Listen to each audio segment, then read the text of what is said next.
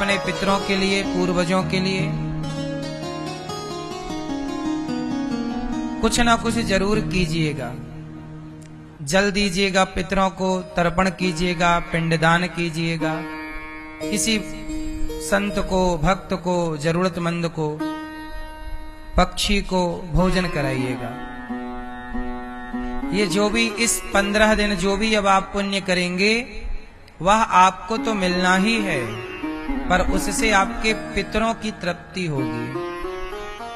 जैसे माँ का खाया हुआ बच्चे के पेट में चला जाता है, गर्भवती स्त्री जैसे माँ का खाया हुआ बच्चे के पेट में चला जाता है, ऐसे पितरों के द्वारा किया गया कोई भी शुभ कार्य वह पितरों तक पहुंच जाता है।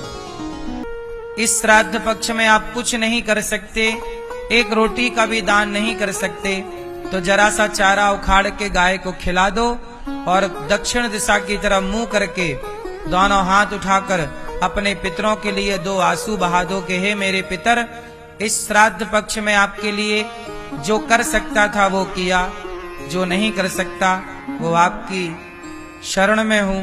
यदि आप अपने पितरों को याद करके उनके नाम से 2 आंसू भी बहा देते हैं तो वह नेत्रों का जल भी उन्हें तर्पण के रूप में, जल के रूप में प्राप्त होगा और वो वह ग्रहण कर लेंगे। पितरों के नाम, पितरों को जरूर याद करना चाहिए। बस भले मुट्ठी भर घास खिलाओ गाय को, पर करना जरूर। भले एक मुट्ठी आटा चींटियों को डालना पितरों के नाम से, पर चींटियों को ही सही पर दाना डालना जरूर। करना रोज चाहिए। 15 दिन है, क्योंकि आपके पिताजी किसी तिथि में उनकी मृत्यु हुई होगी, तो दादाजी की किसी तिथि में, तो दादी जी की किसी तिथि में, पर कोई भी तिथि में मृत्यु हुई तो एक से लेके 15 के बीच में तो हुई होगी, क्योंकि तिथियां प्रतिपदा से लेके पूर्णिमा, अमावस्या तक होती है। तो श्राद्ध पक्ष भी पूर्णिमा से स्टार्ट हो के अमावस्या तक जाता है। तो इन बीच में जो भी तिथि आती है आपके पूर्वजों की, इसलिए थोड़ा थोड़ा नित्य आप चाहें तो करें, वरना मुख्य जो तिथियां याद हैं उनमें विशेष तो आप लोग जरूर अपने पितरों को प्रणाम करें। पितर जो होते हैं हमारे पूर्वज, आपके दादा दादी, माता पिता, जो नहीं है वो सब पितर हैं। पितरों के आशीर्वाद से ही व्यक्ति उन्नति करता है। पितृ दोष हो जाने से बहुत सारे काम बिगड़ जाते हैं।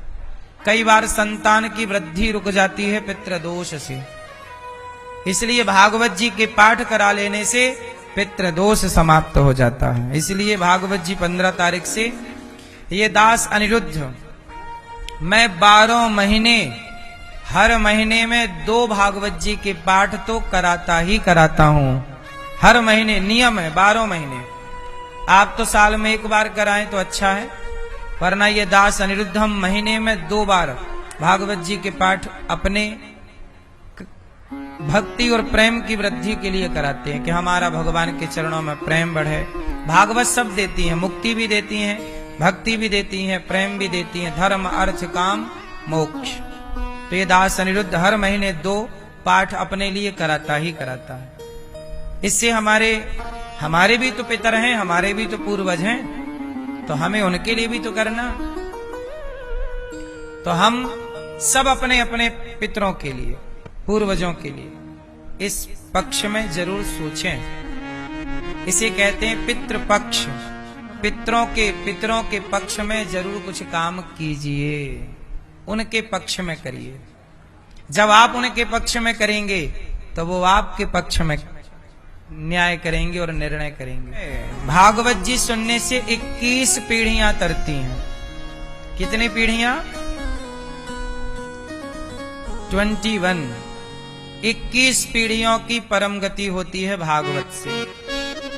जो भागवत सुनता है उसकी परम गति जरूर होती है।